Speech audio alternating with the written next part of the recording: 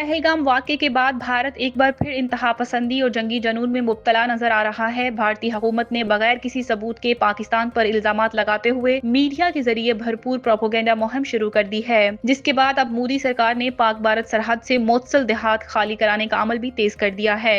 जराये के मुताबिक भारतीय फौज ने सांबा, कठुआ और अखनौर सेक्टर के कई देहात खाली करवा लिए हैं। इससे कबल अटारी सेक्टर में अवाम को गुरुद्वारों से ऐलानात करवाकर फसलों की जल्द कटाई के अहकाम दिए गए थे ताकि इलाके को खाली कराया जा सके। भारत ने अपनी आवाम को जमीनी हकाइक से बेखबर रखने के लिए सैकड़ों पाकिस्तानी चैनल्स भी बंद करवा दिए हैं और हिंदुत्व के नजरिए पर मुबनी जहरीला प्रोपेगेंडा फैलाया जा रहा है। दफाई तज्जियाकारों का कहना है कि भारतीय आवाम की एक बड़ी तादाद मोदी हुकूमत की शिद्दत पसंद और गैर मंतक पॉलिसियों से मायूस हो चुकी है और हालिया इकदाम मोदी सरकार की अंदरूनी नाकामियों, आलमी तन्हाई और खतरनाक अजाइम का पता देते हैं। पहलगाम फॉल्स फ्लैग और इसके बाद के भारतीय इकदाम से यह साबित होता है कि मोदी हुकूमत इंतखाबी मकासद और दाखिली मसाइल से तवज्जो हटाने के लिए जंगी माहौल पैदा करने की कोशिश कर रही है, जो खित्ते के अमन के लिए संगीन खतरा बन सकता है।